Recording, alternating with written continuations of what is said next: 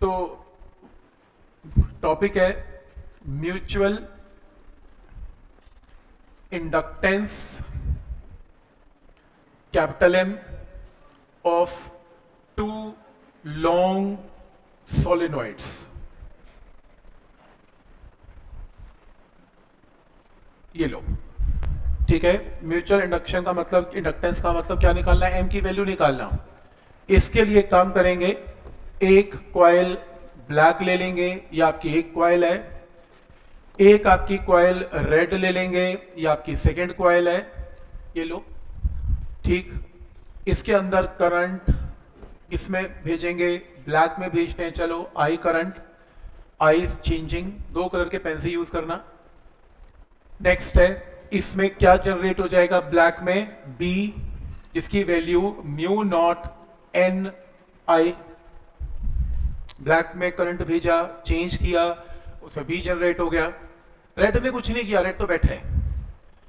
तो red colour का जो टोटल फ्लक्स है, तो रेड कलर की कॉइल जो है, इसको कॉइल नंबर 1 कर देते हैं, इसको कॉइल नंबर 2 कर देते हैं। तो जो रेड कलर की जो कॉइल है, उसका जो टोटल फ्लक्स है, मान लो φ2 है, is total flux of coil number 2। तो मान लो φ2 का मतलब है total flux of coil number 2। ये लिख लो, अपने बुकलेट में लाइन मार के लिख लेना, प्लीज लिख लेना, ठीक है। रेड कलर की कॉइल का जो फ्लक्स होगा φ2, वो क्या होगा? फ्लक्स होता है B इंटू एरिया। तो मैग्नेटिक फील्ड क्या है? B।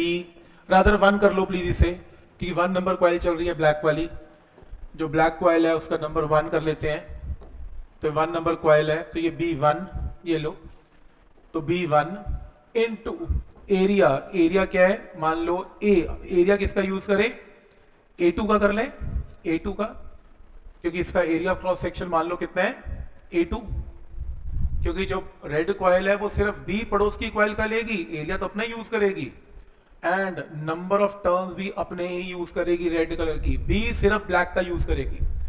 समझ में आ रहा है यहां तक? तो बी, ब्लैक कलर का बी यूज किया और रेड कलर के बाकी डायमेंशंस को यूज किया। कोई डाउट इसमें? क्या स्टेप यहां तक क्लियर है? अब इसके अंदर जो φ2 की वैल्यू है will be equal to B1।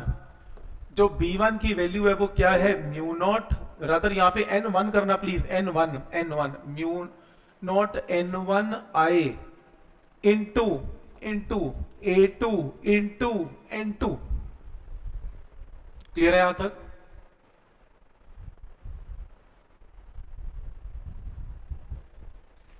क्या पॉइंट यहां तक क्लियर है? तो B की वैल्यू ब्लैक कॉइल की यूज कर रहे हैं, बाकी सब रेड का यूज कर रहे हैं। नेक्स्ट है, φ2 will be equal to mu naught into N1 का मतलब है number of turns per unit length of first coil, into I into A2 into N2। तो फ्लक्स की वैल्यू क्या आ गई? Mu naught. ये आपकी किसकी वैल्यू आ गई? रादर फ्लक्स की वैल्यू आ गई, इक्वेशन नंबर 1। लेकिन फ्लक्स की value can also be calculated as M into I, equation number 2। क्योंकि फ्लक्स मैंने एक बार निकाला B इंटू एरिया से, एक बार मैंने फ्लक्स कैसे निकाला? M इंटू आई से। अब M इंटू आई का मतलब हमेशा टोटल फ्लक्स कैलकुलेशन करने का तरीका है ये। तो आप इक्वेशन नंबर 1 एंड 2 को इक्वेट कर लें।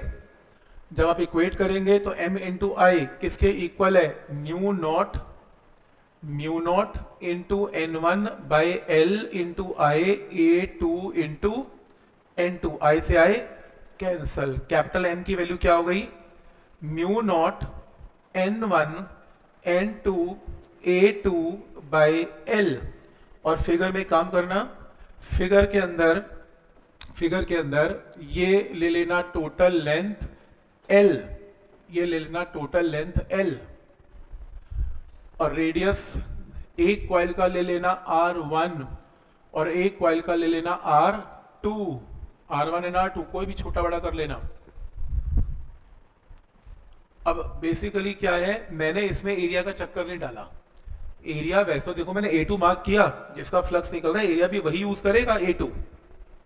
तो प्रॉब्लम ये है कि आपकी नॉर्मल बुक्स क्या करती हैं, वो एरिया दोनों कॉइल्स के बराबर मानती हैं, लेंथ भी बराबर मानती है, इसलिए आपके फॉर्मूला बुक्स में देखेंगे यहां पर A2 की जगह A लिखा होता है और ये L लिखा होता है। लेकिन A और L तो तब चलेगा ना जब एरिया दोनों का सेम है और लेंथ भी दोनों की सेम है। पर अगर दोनों डिफरेंट है फिर क्या करना है, आज के लेक्चर में न्यूमेरिकल में करके दिखाऊंगा कि अगर दोनों डायमेंशन डिफरेंट है फिर क्वेश्चन कैसे करना है। अभी आप ये मान लो मैंने नहीं बताया छोटा एरिया बड़ा एरिया का क्या करना है। ऐसा हो सकता है एक कॉइल बड़े एरिया को एक कॉइल छोटे एरिया की हो, तो मैंने कुछ नहीं बताया। अभी मैंने मान लिया एरिया दोनों का बराबर है तो A मान लो, लेंथ बराबर है तो आप L मान लो।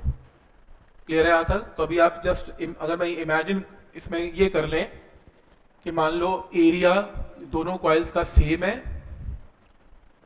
ठीक, और अगर लेंथ भी दोनों कॉइल्स की सेम है तो आपका कैपिटल M का फॉर्मूला फिर ये बन जाएगा mu naught into N1 into N2 into area divided by कितना L। ये बन जाएगा। फिर A2 A1 मेंशन करने की जरूरत नहीं क्योंकि एरिया दोनों का सेम है। सही, इसमें मॉडिफिकेशन कर लेना। इस रिजल्ट को अगर मैं L से मल्टीप्लाई और L से डिवाइड करूं, ये देखो L से मल्टीप्लाई और डिवाइड करूं तो कोई फर्क तो पड़ता नहीं है। लेकिन एक चीज है, ऐसा करने से N1 by L number of turns per unit length, number of turns per unit length, तो कैपिटल M की वैल्यू क्या आएगी mu naught into N1 into N2 into A into L। ये लो, ये फॉर्मूला आ जाएगा कैपिटल M का। तो इसमें कैपिटल M ऐसा भी कई बुक्स में ये लिखा होता है, कई में ये लिखा होता है, जो मर्जी कर लो, ये भी फॉर्मूला है और ये भी फॉर्मूला है, दोनों में से कोई फॉर्मूला यूज कर सकते हो, कोई प्रॉब्लम नहीं है। तो पेपर में डेरिवेशन आएगी तो ये कराना डेरिवेशन कैपिटल M की।